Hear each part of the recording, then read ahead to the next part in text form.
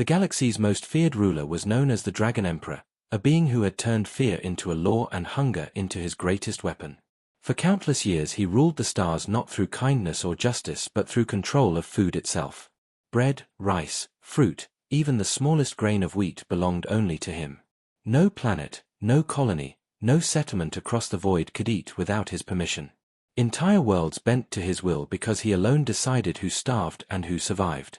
On a floating city that drifted above a dying planet, where the skies were always grey and the streets echoed with empty voices, a young waitress named Lyra moved between tables inside a dim cafe that hung over the edge of the clouds.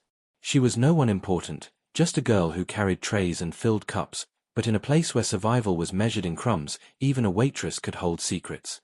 In this city food was more valuable than gold. A single loaf of bread could buy passage to another star, and a handful of rice could save a family for a week.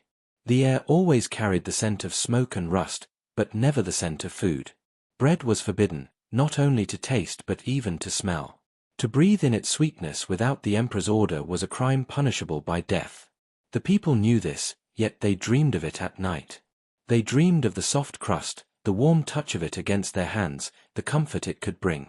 For Lyra those dreams were sharper than knives, because under her apron, hidden against her chest, was the very thing she was not allowed to have. A small piece of bread she had stolen from the back kitchens, a piece she planned to give to a starving child who waited in the shadows of the city streets.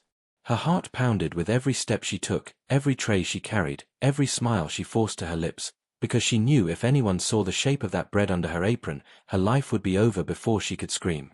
The cafe itself was quiet, filled with the low hum of tired workers and desperate travelers, until the air shifted, heavy as stone, and the sound of armored boots echoed through the floor. The glass doors opened, and silence spread like fire.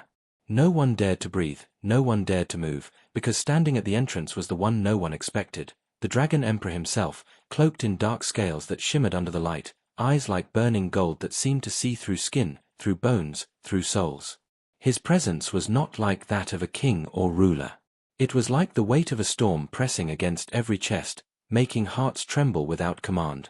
Behind him, his royal guards marched, their faces hidden, their weapons glowing faintly with strange alien energy.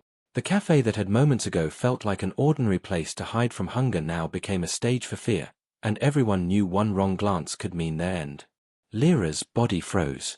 She tried not to breathe too fast, tried not to let the fear show in her eyes, but the warmth of the hidden bread against her skin suddenly felt like fire. Her apron seemed heavier, her secret louder. She prayed the emperor would take his seat, order his drink, and leave without noticing her. But the moment his eyes swept across the room she felt as though those burning golden orbs stopped only on her. He moved with silence, his steps too smooth, too slow, as if he already knew what he was looking for. Lyra lowered her head, gripping the tray in her hands so tight her knuckles went white. She reminded herself she was just a waitress, just another shadow in this city of hunger. Yet when the emperor walked closer, the air grew colder around her, and a voice sharper than blades whispered from his lips, a voice that did not need to shout to be heard. "What are you hiding from me, little human?" The words slid into her like poison. She wanted to deny, to run, to vanish into the grey smoke outside the cafe, but her legs would not move. Her throat was dry.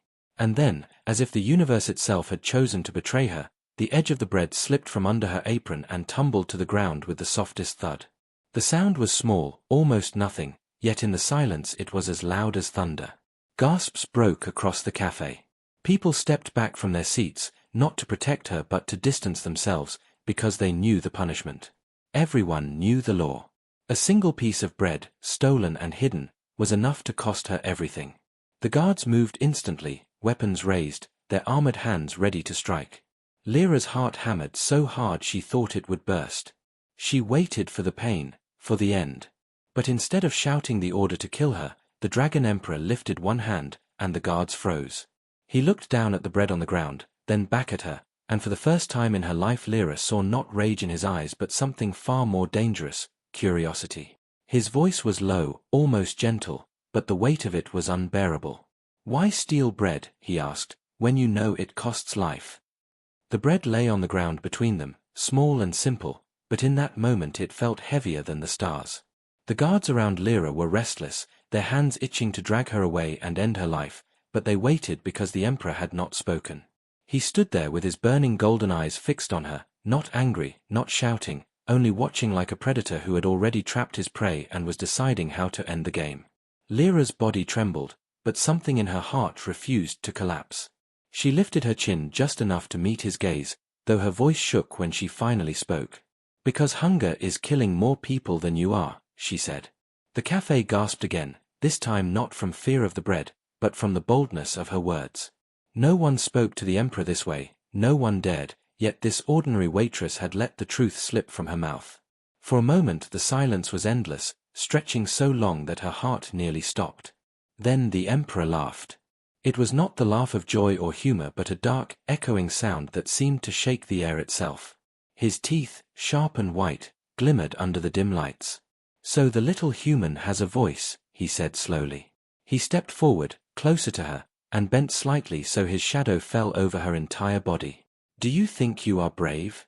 Do you think your words matter in a world where I decide who eats and who starves?" Lyra wanted to answer, but fear kept her lips closed. She knew if she said another word it could end her life, yet she also felt a strange power in the fact that she had already spoken once and was still breathing. The emperor studied her face with that strange curiosity, as if she was something rare he had not seen in centuries. Then he turned to his guards. "Do not kill her," he ordered. The soldiers hesitated, shocked, but they obeyed.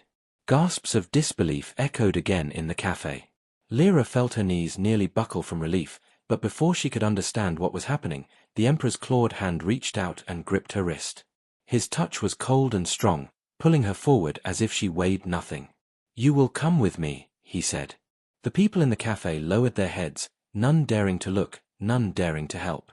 Lyra was dragged out into the dark night, through the shining streets of the floating city, and toward a massive ship that hovered above the clouds like a black mountain.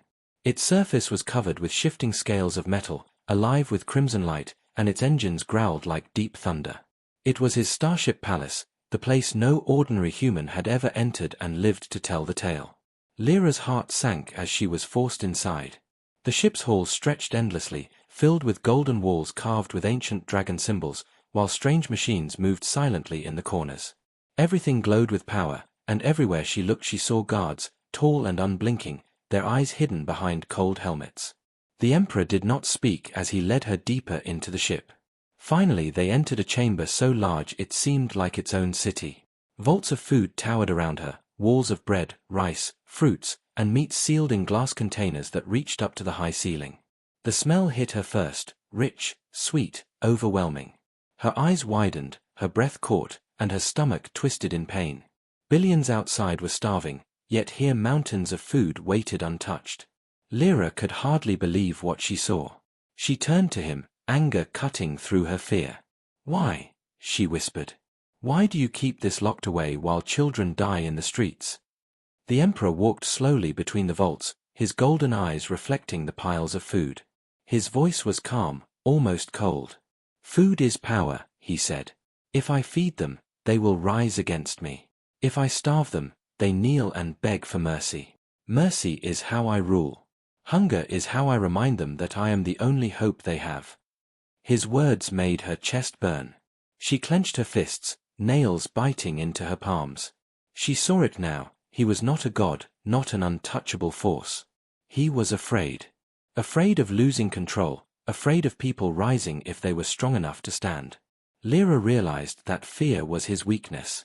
If she could find a way to show it to the world, maybe he could be defeated. But for now she said nothing. She knew the wrong words could end her life instantly. The emperor's gaze lingered on her face again. He seemed to be studying her thoughts, almost reading her silence. Then he smiled, but it was not kind. It was the smile of someone who saw another piece fall into his game. "You are not like the others," he said. "Most beg for mercy, most weep and crawl.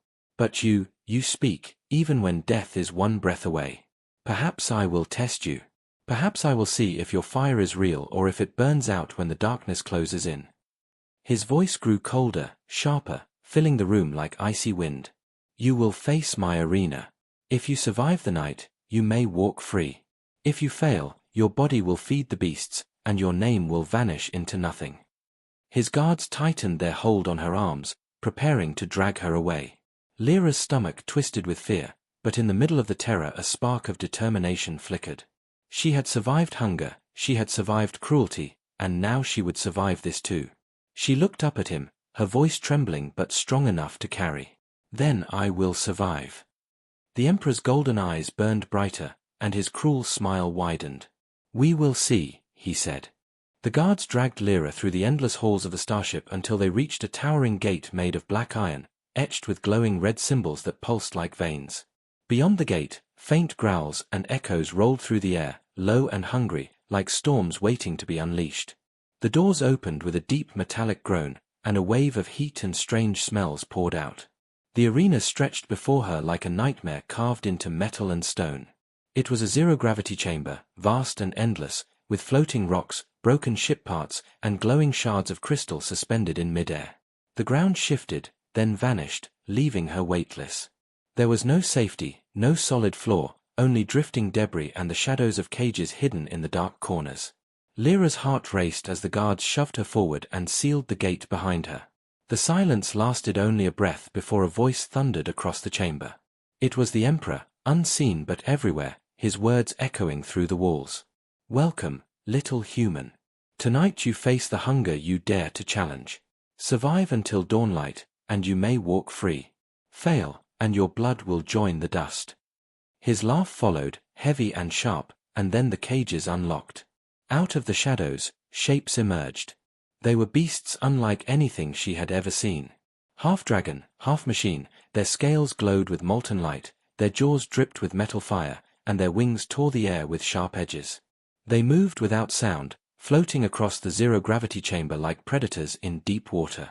Their golden eyes burned with the same hunger as their masters. Lyra's body froze for a moment, her breath caught in her throat, but then instinct screamed at her to move. She pushed off a floating rock, drifting toward a piece of broken metal, clutching it like a weapon even though it was only a shard. The beasts circled her, watching, waiting, testing. One lunged first, jaws wide, but in the weightless chamber its attack was slower than she expected. She twisted her body, pushing against the rock, and the beast's head slammed into the debris, shattering it into pieces. Dust filled the air like a cloud, giving her a moment to hide. She drifted behind the broken wreckage of what looked like an old fighter ship. Her hands shook, her chest burned, but her mind was racing. She knew she could not fight these monsters with strength. She had to think, to use the chamber against them. Another beast roared, a sound that rattled the metal walls, and charged. This one had long claws glowing red-hot. Lyra grabbed a loose cable floating near her and swung herself upward, narrowly avoiding the slash. The claws hit the wreckage instead, slicing it in half. Sparks exploded around them, spinning slowly in the air like falling stars. The light blinded the beast for a second, and Lyra kicked off a shard of metal, slamming into its head. It growled, twisting, but her momentum carried her away before it could snap its jaws. Her breathing was fast and shallow. Her arms ached, but her mind sharpened. Every piece of debris around her was a tool, every shadow a shield. She realized the chamber itself was her ally if she could learn to use it. The third beast emerged now, larger than the others, with long wings of jagged steel and a tail that cracked like a whip. It roared, shaking the chamber, and all three creatures began circling her together. She floated in the middle of their storm, her shard of metal small and useless in her hand, and for a moment fear clawed at her chest. But then she remembered the starving child waiting in the city, remembered the reason she had stolen the bread, remembered that hope was worth more than fear. Her voice shook, but she whispered to herself, I will not die here. The beasts attacked at once. Lyra grabbed a spinning shard of crystal and hurled it toward the nearest creature. It pierced its wing, not enough to kill, but enough to send it spiraling. Another lunged at her, and she twisted behind a floating rock, letting its jaws crash into the stone. The third came from above, but she pushed herself down, letting the broken ship parts shield her. Every second she was still alive felt like a victory, but she knew the night was long. The Emperor's voice boomed again, mocking. You run. You hide. Is this your strength? Or is this your fear dressed in movement? Lyra gritted her teeth, ignoring him. She focused on the creatures, on their patterns, on the rhythm of their attacks. They were strong but not clever. They relied on hunger and power, but hunger made them reckless. She could use that. Slowly, carefully, she drifted toward a cluster of sharp metal spikes embedded in the chamber wall.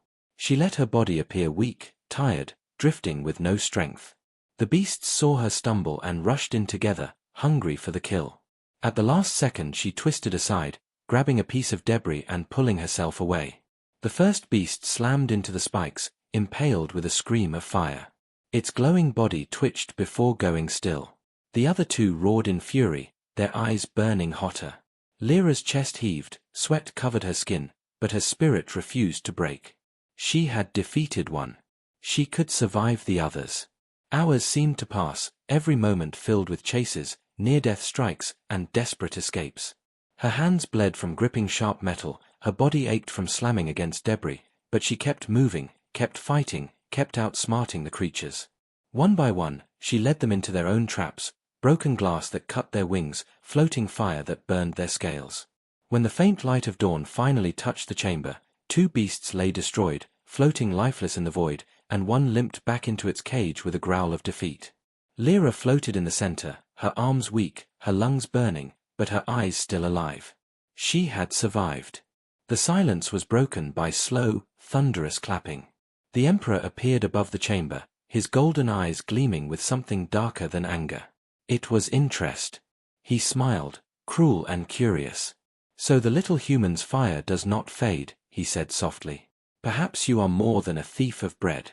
Perhaps you are something rare." His smile widened, sharp and dangerous. "But rare things must be tested again, until they break." The guards pulled Lyra from the arena with rough hands, but she no longer felt as weak as before. Her body was battered, her arms bruised, her palms cut from sharp metal, yet her spirit burned with something stronger than fear. She had survived what no one else had, she had faced the beasts of the Dragon Emperor's chamber and lived, and she knew that alone made her dangerous in his eyes. They dragged her through winding halls until she stood once again before the throne chamber of the Emperor. His throne was carved from black stone, its back rising like the wings of a dragon, glowing faintly with molten veins. The Emperor sat there with his golden eyes fixed on her, his clawed hands resting on the arms of the throne as if he had been waiting for her all along. The room was silent except for the slow hum of ancient machines hidden in the walls. "You live," he said at last, his voice deep and calm, though it shook her bones. "Most crumble in my arena within minutes. You endured the night." He tilted his head, studying her with that same unsettling curiosity that had first spared her life. "Tell me, human girl, what gives you this strength? Is it fear? Or is it hunger? Or perhaps something else?" Lyra's throat was dry but she forced herself to speak. "It is hope," she said softly. "I live because I must. If I die, then everything I carried dies too." The Emperor's eyes narrowed. "Hope," he repeated the word as if it tasted strange on his tongue. Then he rose slowly, his tall figure towering over her, his dark cloak sweeping across the floor like shadows that wanted to devour her. He circled her as if she were prey caught in his cage, his voice low and sharp. "Hope is a weakness. Hope makes people believe they can rise, and when they rise they burn. I have seen it countless times. Empires fall because of hope. Do you not see? Hunger is cleaner. Hunger breaks men faster than any blade.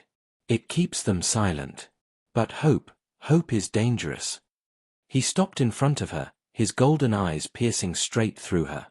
"And you," he whispered, "you are full of it."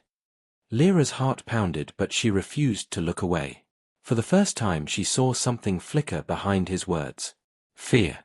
He feared hope because he could not control it the way he controlled hunger. He could chain food, he could chain people, but he could not chain their dreams. He knew it. She knew it. And now the thought hung heavy in the space between them. The Emperor straightened, his cruel smile returning. "Very well," he said. "If you claim hope gives you strength, then I will test it again. Not with beasts this time, but with truth." He waved his clawed hand and the walls of the chamber shifted, turning transparent, revealing the vaults beyond. Mountains of food gleamed under the golden light, enough to feed 1,000 worlds. Lyra's stomach twisted at the sight, but her eyes hardened. The Emperor gestured toward the vaults. "Look," he said. "This is what you dream of, is it not? Food for all. Life for the starving. You believe it would save them. But tell me, girl, what happens when I open these vaults? They will feast, they will rise, and then they will burn my empire. Do you think chaos will feed them? Do you think war will be kinder than hunger? His words sliced into her like blades, because part of her knew he was not lying. The galaxy was fragile, broken, desperate. If the vaults opened, people would fight, worlds would bleed, and rivers of food might turn into rivers of blood. Her voice trembled when she answered. War is not kinder than hunger. But hunger is not life. Hunger kills the soul before the body dies. At least hope gives them a reason to stand. The Emperor studied her again, and for a moment his face darkened, not with rage but with memory. He leaned closer, his voice softer now, almost human. Do you know what I was before this throne? He asked. Lyra shook her head. His golden eyes glowed brighter. I was a boy. Hungry, broken, crawling in the dust of a forgotten world. I stole bread just as you did. I was caught, beaten, left for dead. But instead of killing me, they offered me power. And I took it. I became the storm that no one could starve. I burned away weakness and carved my empire in its ashes. His voice hardened again, sharp as steel. I am what happens when hope dies. And that is why I rule. The confession struck her harder than any blow. For the first time she saw him not as a monster carved of stone and fire, but as something worse, a man who had once been like her but had chosen fear instead of hope. She swallowed, her voice quiet but strong. Then you are proof that hope never dies. Because it lived in you once. And if it lived in you, it can live again in others. You can cage it, you can burn it, but you cannot kill it. The Emperor's eyes blazed, not with rage, but with something sharper, something unsettled. His guards shifted uneasily as if they too felt the shift in the air. Then the Emperor laughed again, louder this time, the sound shaking the chamber. Perhaps you are right, he said. Perhaps hope cannot die. But I can make sure it bleeds. He stepped back, his cloak sweeping like wings. I will not kill you. Not yet. You will remain here, in my palace, until I decide what your hope is worth. You will see what I see, you will walk among my vaults, and then we shall learn if your hope is a weapon or if it is only a dream that shatters in my hand. He raised his hand, and the guards moved closer, their cold grips closing around her arms once again. As they dragged her away, Lyra's heart pounded with fear and fire. She had survived his arena, she had heard his truth, and she knew now more than ever that the Dragon Emperor was not invincible. He was a boy who once stole bread, a man who chose fear over hope, and somewhere inside his fire still burned with weakness. She clenched her fists, her cuts stinging, and whispered to herself, I will not let hope bleed. Not while I still breathe. Days passed inside the Starship Palace, though time felt strange beneath the golden lights of endless halls and the silent gaze of the Emperor's guards. Lyra was given no chains, yet she was never free.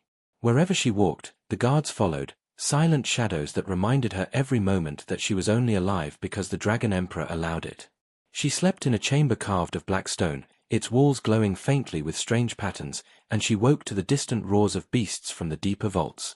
Every meal they placed before her was rich with food she had not tasted in years, bread, meat, fruit, rice, but every bite felt like poison because she knew outside the floating city millions starved while mountains of food rotted behind glass walls.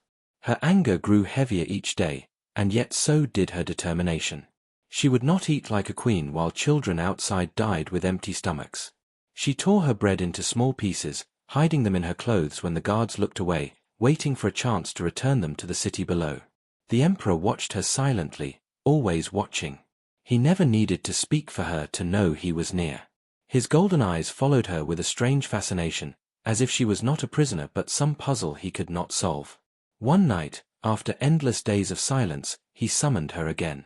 She was brought to the throne chamber, its vast ceiling glowing like fire, the walls alive with shadows. The Emperor sat on his throne, his cloak spread across the floor, his claws gleaming in the light. In his hand, he held something small, something simple, a piece of bread. Her breath caught. He lifted it slowly, studying it as if it were a jewel. Do you know why I let you live? He asked, his voice deep, calm, dangerous. Lyra's throat tightened, but she answered with truth. Because you were curious, she said. The Emperor's smile curved like a blade. Yes. Curious. You carried bread into my presence as though it were a weapon, and in a way, it was. Not because it feeds the body, but because it feeds something else. Tell me, girl, why risk death for bread? His question was sharp, but his eyes waited for her answer like fire waits for air. Lyra's hand shook, but her voice grew steady. Because bread is not food, she said. Bread is hope. If one child eats, they dream of tomorrow. Without dreams, your empire will fall faster than war. Bread keeps them alive, but hope keeps them human. Her words echoed in the vast chamber, sinking into the silence. For a moment the Emperor's golden eyes narrowed, and for the first time she thought she saw a shadow flicker across his face, not of anger but of memory. He lowered the bread slowly, his claws tight around it. His voice dropped, softer than before. Do you think I do not know this? He asked. Do you think I do not remember what hope tastes like? His gaze shifted, lost in the glow of the walls. Once, long ago, I too was a boy with nothing but hunger in his belly. I stole bread from the hands of merchants. I hid in alleys, trembling, waiting for the beatings to end. And when I tasted that bread, it was not food, it was life. It was power. It was the promise that maybe, just maybe, I could survive another day. But when I was caught, they did not kill me. They offered me a choice. Serve or die. And I chose power. That bread was the last thing I stole. After that, I swore I would never crawl again. His words were heavy, carved from fire and sorrow. For the first time Lyra saw him not only as a monster but as a man carved by pain, a man who had traded his hope for control. Her voice was quiet when she answered.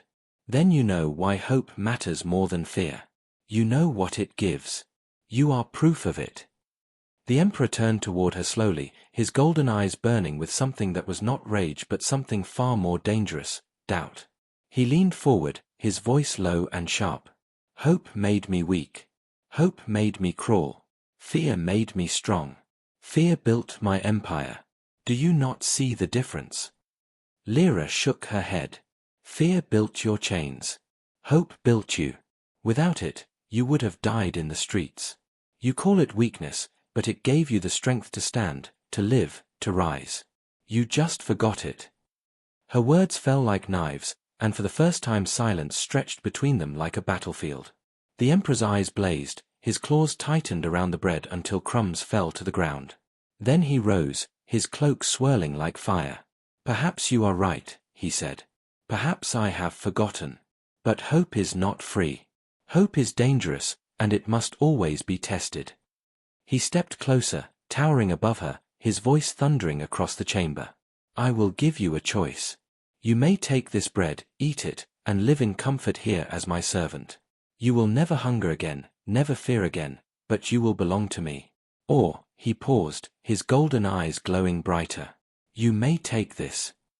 From the folds of his cloak, he revealed a small object, a key of black crystal that shimmered with strange light. This key opens the vaults. With it, you could feed the galaxy. But if you take it, I will hunt you until the stars themselves burn. I will burn every world you touch, and your hope will drown in blood. Choose, girl. Bread or key. Comfort or chaos. Life or death. The chamber fell silent. The guards stood frozen, their eyes hidden but their breaths tense. The Emperor waited, his hand outstretched with bread in one claw and the black crystal key in the other. Lyra's heart thundered. The bread was warm, safe, life itself. But the key was more. It was the galaxy's chance. Her hand shook, but her eyes hardened. She reached forward slowly, her fingers brushing against the black crystal. The Emperor's smile faded into a shadow of something deeper, something darker, as she whispered, Hope is worth the hunt. The key felt heavy in Lyra's hand, heavier than stone, heavier than the stars. It pulsed with strange light, its surface alive with shadows that shifted like fire, as if the vaults themselves were breathing through it. The Emperor's golden eyes locked onto her, sharp and burning, but he did not strike. He stood still, his cloak rising like smoke, his claws curling slowly at his sides. The chamber was silent, the guards frozen in place, waiting for his command.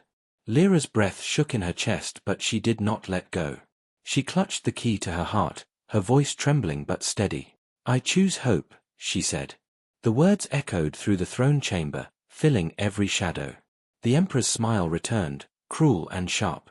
"So be it," he whispered. Then his hand rose like a blade through the air and the ground shook as alarms screamed across the starship. The vault doors trembled in the distance, the walls burned red with warning lights, and the guards snapped into motion, their weapons alive with fire. Lyra's heart raced as two of them lunged toward her, but the Emperor did not stop them this time. He wanted the hunt. She spun, darting toward the glowing corridors, the crystal key clutched tight in her hand. The guards' boots pounded behind her, their voices roaring as they chased her through the endless golden halls. The air filled with smoke and sirens. The ship itself seemed to twist and shift around her, doors locking, walls sliding, traps springing to cut off her escape. She ran faster, her lungs burning, her legs trembling, but her will stronger than fear.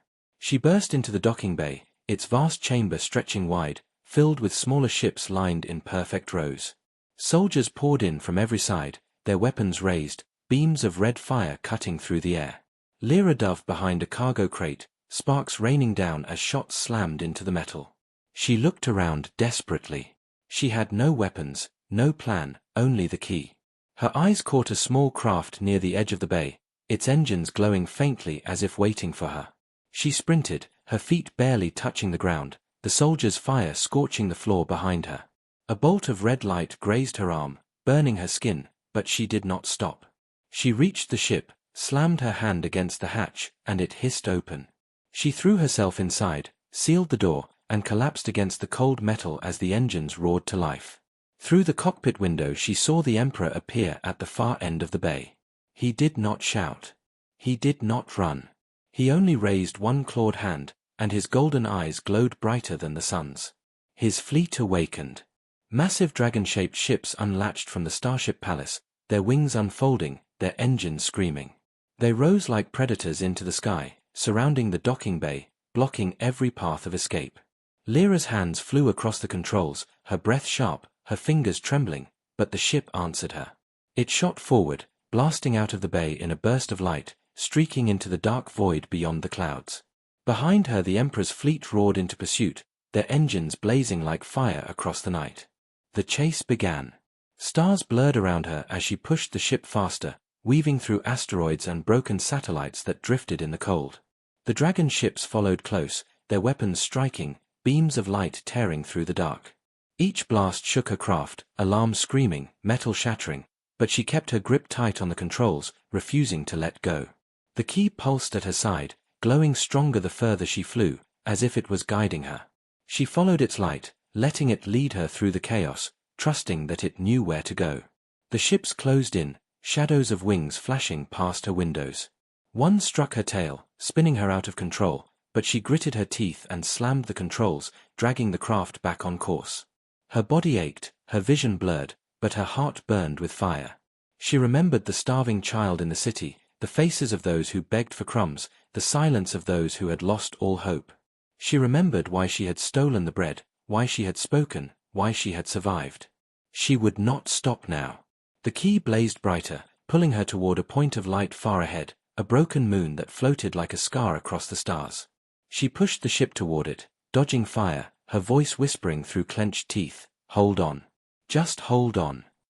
Behind her the Emperor's voice thundered across the comms, his laugh filling the cockpit, deep and cruel. "Run, little human. Run until the stars fall. I will chase you through every world, through every shadow. You carry hope, but hope cannot hide from me." His words sank into her, but instead of fear they ignited her spirit. She pressed forward, her ship cutting through the dark, her eyes fixed on the broken moon ahead. The Emperor's fleet roared closer, their wings folding in for the final strike. Lyra tightened her grip on the key, its light burning through her fingers. She whispered to herself, to the galaxy, to anyone who could hear, "Hope always has a price. I will pay it." Her ship plunged into the shadow of the broken moon, vanishing into its deep cracks, with the dragon ships tearing after her like fire through the night.